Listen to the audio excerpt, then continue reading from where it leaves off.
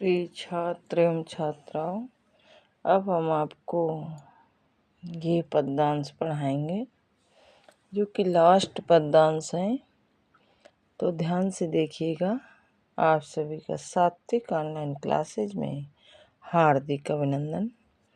बच्चों, मैं चाहती हूँ कि आप सभी अध्ययन भी करते रहें और लाइक और सब्सक्राइब भी करते रहें, जिससे हमारे अध्यापन का कार्य भी चलता रहे और आप अध्ययन करने के उपरांत कुशाग्र यानी अच्छी बुद्धि से परिपूर्ण विद्यार्थी बने। तो देखिएगा बच्चों,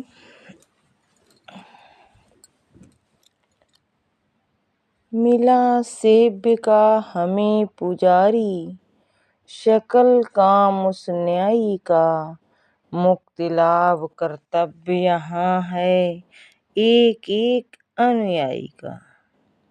कोटि कोटि कंठों से मिलकर उठे एक जयनाद यहाँ, सबका शिव कल्याण यहाँ है, पावे सभी प्रसाद यहाँ। तो बच्चों, जैसा कि दिया गया है प्रस्तुत कविता का संदर्भ, तो कविता का संदर्भ आपके समझ से एक बार दो बार बता दिया जाता है आपको, तो प्रस्तुत कर दिया जाता है आपके समझ से एक या दो बार। तो मैं ये आशा करती हूँ कि आप अच्छे से समझ जाते होंगे, क्योंकि संपूर्ण पद्यों में जितना भी आपका काव्य खंड है वही संदर्भ रहेगा, गद्य खंड में भी वही संदर्भ रहेगा। अब बात आती है रेखांकित अंश की व्याख्या की। तो देखिएगा, कोटि कोटि कंठों से मिलकर उठे एक जयनाद यहाँ, सबका शिव कल्याण यहाँ है, पावे सभी प्रसाद यहाँ। यानी यहाँ करोड़ों कंठों से मिलकर जयनाद की ध्वनि गूंजती है।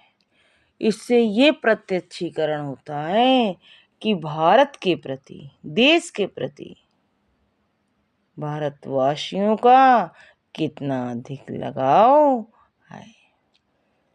यहाँ के लोगों में देश प्रेम का भाव पूर्णतया भरा हुआ है, जिससे क्या होता है, उन्हें वांछित फल की प्राप्ति होती है और यहाँ रहने वाले सभी लोगों का कल्याण होता है। कोटि कोटि कंठों से मिलकर पंक्ति में कौन सा अलंकार है?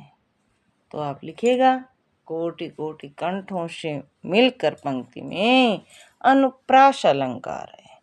जैसे आपने पढ़ा भी है कि एक वर्ण की आवृत्ति, पढ़ा होगा अवश्य, मैं ये आशा करती हूँ। जैसे आप कि उसमें आता है एक वर्ण की आवृत्ति बार बार होती है, तो वहाँ पर अनुप्रास अलंकार होता है। तरन तनुजा तट तमाल तरुवर बहुछाए, एक ये उदाहरण है। और दूसरा उदाहरण है बनन में बागन में बसंत, बनन में बागन में बगरे ओ बसंत है, ये भी आपका अनुप्रास का उदाहरण है। यहाँ पर आपका बावर्ण की आवृत्ति हुई है, और वहाँ पर यानी कहाँ पर, तरन तनुजा तट तमाल तरुवर बहुछाए में तावर्ण की आवृत्ति हुई है। तो आपको ये लिख देना है कि प्रस्तुत पंक्ति में अनुप्रास अलंकार है। भारत में करोड़ों कंठों से किस प्रकार की ध्वनि गूंजती है? अब आपको लिखना है कि भारत में करोड़ों कंठों से यह ध्वनि गूंजती है कि भारत हमारा ऐसा देश है जहाँ सबका कल्याण होता है। या आप ये लिख सकते हैं कि भारत में करोड़ों कंठों से भारत के एकत्व की, समत्व की और किसकी, ऐक्य की, एकत्व समत्व एक ही है हालांकि। तो आप ये लिखिएगा कि करोड़ों कंठों से भारत के एकत्व की और समत्व की ध्वनि गूंजती है, जिससे ये प्रतीत होता है कि भारत एक ऐसा देश है जहाँ पर सबका कल्याण होता है, या जहाँ पर सबके कल्याण के लिए विचार किया जाता है। ओके बच्चों, थैंक यू।